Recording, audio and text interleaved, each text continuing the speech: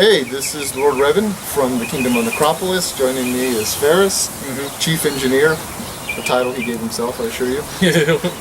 And basically, we're going to go over for all the newbies as well as many of our allies with the warband, how to make a simple, basic, legal boffer weapon. This is just for reference purposes. This is something, so if you come to Necropolis or use for any particular reason, it should be 100% legal if you follow these steps specifically to the T. Okay, we're going to start with the basic core, and this is Schedule 40 half-inch PVC. Half-inch meaning it's half-inch in diameter here, not on the exterior.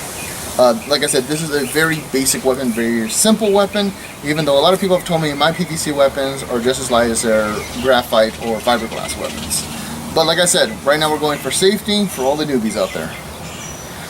Next up, we're going to need a good old-fashioned pool noodle. You can easily buy a whole tube of this for like $1 at Dollar Tree or any equivalent area, and you can make 2 or 3 weapons if you're creative with it. We're also going to use clear packing tape. You want the clear kind. You can also use the tan kind, but I find it better to use the clear kind because you can kind of keep track as far as if bubbles are appearing in your weapons. We're also going to need a permanent marker, which I will explain for that later. Going to need 2 pennies. Zooming in. 2 pennies. And perhaps the most important thing we're going to use is 3M Super 77 multi-purpose spray and adhesive. This is the stuff you want to use. Don't use any of the 3M 44, I think it's 45. There's other spray and adhesives. This is the one I've trusted. The weapons that I make with this, they've lasted a long time, a lot of abuse, and I very rarely had to have made repairs. And like I said, there's other stuff we can use, but this is going to be the basic stuff. The other thing we're going to use is good old-fashioned blue Ozark camp pad. It comes in a roll like this at Walmart for about $7. Honestly, the most expensive thing here, if you don't already have blue camp pad, is going to be this. This used to go around $7. The price went up to about $8, so that kind of sucks. But we can buy a can of this, and this will last you a good maybe 10 to 12 weapons. So be cracked. Okay, to start, very first and foremost, you want to make sure you're either outside or in a well-ventilated area, because you're going to be using spray and adhesive, and this stuff can get you a little tipsy, which is why we're outside. Alright, next thing we want to do is we want to get our core, regardless of what core it is, and basically we want to measure it out. We want to leave ourselves a good 2 inches for the pommel. And what I tend to do is I measure down there, and I just put my thumb up, about there, and that is my grip. Now, next thing we're going to do is, this is a very important step, we got to cap the ends. And that's what the pennies are for. Basically, we're going to fix the pennies there with a little bit of tape. They're going to be held in place. So a little bit of movie magic, we'll do that right now. Okay, so this is how it's going to look once it's taped up. The penny's going to be there, affixed in place with a very light layer of clear packing tape. I've seen some people use duct tape and even Gorilla Tape. That's fine too. I like to go with the packing tape because I know it's durable, it's light, and it's not going to weigh down the weapon too much. Especially when you're using with PVC, because this is already a bit of weight to it. Alright, the next step is we're going to go ahead and cut our noodle to the size of the blade. We're going to do that by measuring where we made the cut to about right here. And then we're going to go about 1 inch up from there. So once we go about 1 inch up from there, we're going to get a good old-fashioned knife, cut straight down, and voila, we've got our primo cut. And we're going to want to hold on to the excess because we're going to need to do the same process for the pommel. Okay, now we're on to the next step, which is adding the adhesive. Now, for anybody who's ever used spray paint, the same basic principle should apply when using the 3M. What we're going to do is we're going to start with the noodle first, and if my cameraman, Mr. Oni, can zoom in towards here. When you spray in, you're going to want to go from the end all the way down, and you should see a light layer of mist coming out towards the other end. Very light. I don't know how well this is going to show up on this dim lighting that we're getting. Well, a little bit dig on the table, so clearly it came out. Yeah, it came out, but like you could barely see it probably on the camera. I don't know about the viewers. Yeah, but basically, the reason you do this is to help already spread the adhesive into the center of the tube. And now we got to actually go fast because it's going to start drying. Yep. Okay, now what we're going to do is we're going to put a light layer of spray adhesive on all 4 sides of this. So starting here, just basically go.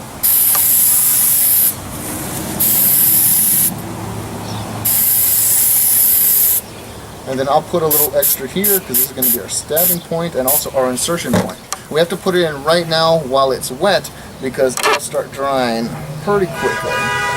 And as we're putting it down, we want to angle it down because the excess glue will push itself forward.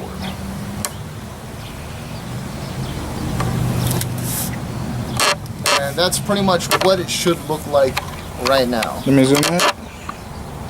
That's what it should look like right now. Normally you can just kind of tap up the rest of that. You should kind of get a good look, more or less, of how it should look, like a good inch or 2 inside. Okay, now we're going to move on to the next step, which is what the camp pad is for. Alright, we can cut. Okay, as you can see, basically what I've done is I've put down the noodle and basically traced around with my Sharpie. You're going to do this 3 times. 2 for the thrusting point, 1 for the pommel. Once again, 2 for the thrusting point, 1 for the pommel. This is very important, especially for people who like to stab, and also because the tip of the weapon is where you're going to get a lot of the abuse.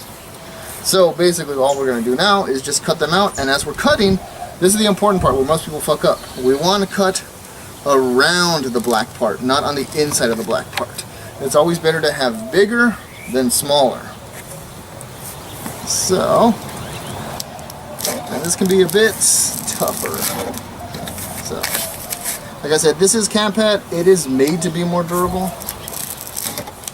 If you have scissors at home, it's recommended you use those instead of a plain knife. I can't find my scissors. No, you're exactly right. Right.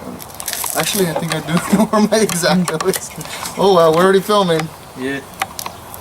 This is happening. Yeah, this is happening. My body is ready. I'll go this way. Remember, it doesn't have to be perfect, but you know, don't get sloppy. Yeah, you don't want to get sloppy in regards to cutting on the internal. So even if you don't have the appropriate cutting material, it should come out looking more or less kind of like this. You want more oval than square, but given what we had to cut, that's fine. We've made in the middle and gave it all. Okay, the next thing we want to do is we want to get a little bit of our scrap foam from the camp pad from where we already cut out the circles. And we're going to curl this up into a ball, or at least as close as we can to a ball. And we're going to stuff it in here. So usually for this part, I'll go ahead and I'll apply a little more spray adhesive inside. Just enough to give it a little lube. And once again, these squares are about maybe, I would say 1 inch by ½ inch, so they ain't got to be like super long or super perfect. They're kind of make it out of scraps. Yeah. But basically this is to help with the thrusting. Make it safer for everybody. Also, your weapon won't degrade as fast. Yep. And it should kind of look like that once it's in place. You know, it ain't got to look super perfect. This little bit of camp pad here, my finger's getting sticky. Ew! That's going to absorb most of the shock from thrusts, constant thrusts. And like I said, this is camp pad, so it's tougher than just the noodle. So that's why, especially for the thrusting tips, this is what we're going to need. So now we're going to move on to the important part, which is actually putting the tops on. All right, first thing we're going to do is we're going to get 2 of these, 2 of our circles. Go ahead and give a little spritz on one side. And give it another spritz on the other side. And then here at the top, we're just going to do a once over. And basically we're going to get this, put it over like that. Hold it in place for maybe like 10 seconds. Doesn't have to be super long. Then we're going to get the second piece and put it over like that. As you can see right now, it's not holding super well, but that's fine. The glue hasn't dried. So Ferris, if you will, single couple of fingers there, hold it in place. Got it. This is where the packing tape come into place. If possible, what you're going to try to do is go over all in one strip. Like I said, if possible. So, Lord Revan, would you say it's better to work with an assistant on this? Assistants always are more than helpful. But I mean, sometimes you gotta do it on your own, so that's fine too. Okay, as you go down, you want to try to put, well, one, pull it as tight as you can, but not necessarily, like, you don't want it to warp the foam too much. You also want to try to have as little lines as possible, because that will lead air to be trapped inside. Alright, hold this over first.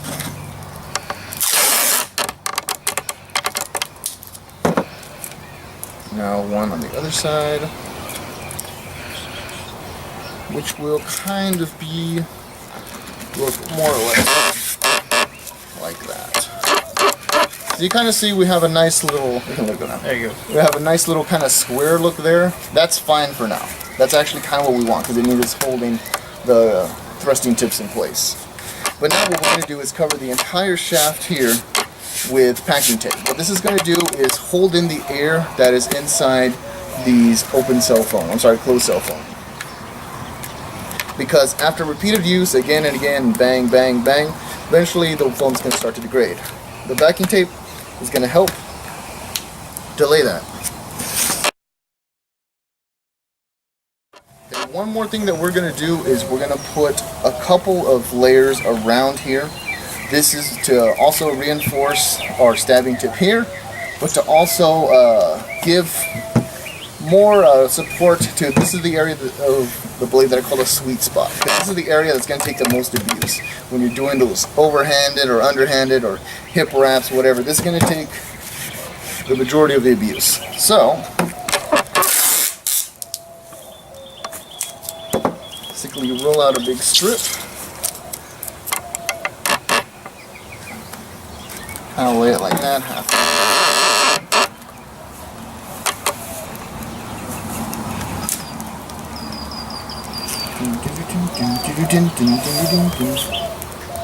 Hope we don't get copyrighted. I sang like 4 minutes. Okay. This is how it should look as of right now.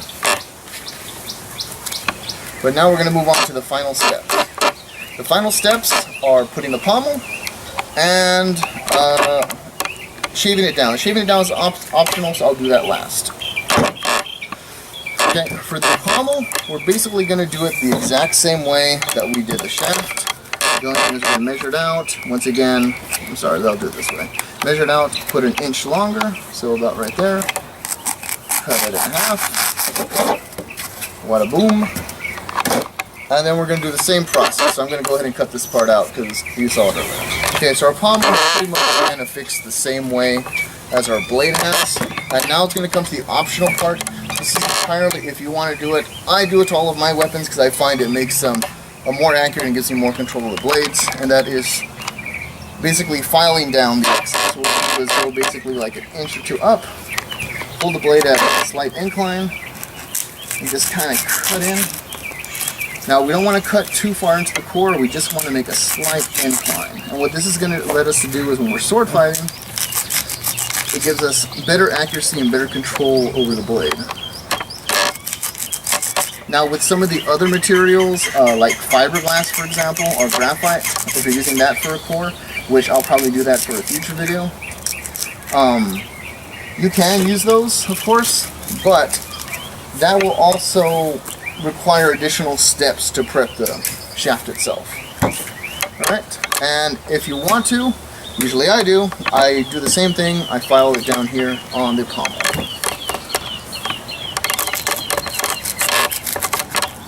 About there. Now with this one, you don't want to go the whole inch, maybe just half an inch with this one, because of course a pommel is a bit smaller in regards to what it has to grip. Yeah. And it should look kind of like this. Now, we're not done, because if you've chosen to go this step, then we need to do a few more things to prep it. We need to do the infamous torque wrap. Once again, we're going to use our packing tape. We're going to start with a normal wrap here around. And then as we go around once, we're going to start going down the newly, I guess, shaved area. Yeah. And apply as much pressure as we can. That's probably one of the more difficult parts of the sword. I know I can never get that right. And see, as we're torquing it, we're also going back up over it slightly as we're finishing it. Now what this does is add its extra support here, so the blade isn't going to come off. And it's going to give you that extra control when you're doing those attacks. And basically, we're going to do the same thing, torque the bottom as well. So, once again, start with one kind of basic layer, which, without applying the torque, then, crap. Okay, this is why you don't want to rush things.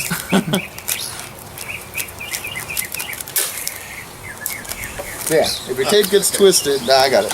Yeah, Alright. just cut it off. Basically, start here. I want to start applying that. Oops. The torque? Torque. The torque, not torque. Nah. I don't think a sword could do that. Torque. And there we go. Torqued on the pommel, torqued on the blade. Now, of course, this is just a short sword. I personally prefer to fight with short swords, but some very important things to note on this blade that we just made. One, very important, now that it's done core-wise, you can cover it with a cloth cover. If you want to use duct tape, that's okay too. I'd advise against duct tape. It makes the sword very heavy, and this is a game of finesse, so that'll slow you down. So I prefer, of course, cloth tape. Like I said, this is the basic level boffer. So basically, once it's done like this, we're going to want to let it dry on its side for about 8 hours. 24 hours is preferable to make sure all the glue is properly bonded. And yeah, because if you start swinging it right away, you're not going to give the glue enough time to adhere. And that means your blade's going to fall apart super fast. With the swords that I've made, they've lasted a good maybe 1 or 2 seasons. So that's great. I mean, that's like 1 or 2 years of almost constant, near constant use. So once again, this is just with the PVCs. This is a basic Omni blade type of weapon. And basically, we're going to put the cloth down once again here. For the grip, I usually just wrap it with electrical tape just for now. If you have the extra cash, you can put the athletic grip, which is like hockey grip there. And for the pommel, some people like to cover the pommel in cloth. I know I like to do that, but the pommel itself, really, you can cover in whatever you want, as long as the foam itself isn't exposed. So that means you can even wrap this in electrical tape, wrap it in duct tape. Like I said before earlier, wrap it in cloth. Entirely up to you guys. But in a nutshell, this is what you need, and this is how you make one. Woo! I'm sweating. Hot. Yeah. Is there anything else you wish to imply, Lord Revan? That's it, guys. Remember, Sincera V8, Sincera Mortem. This is Lord Revan from Necropolis, signing off. That's Ferris. Bye. Later. Peace out.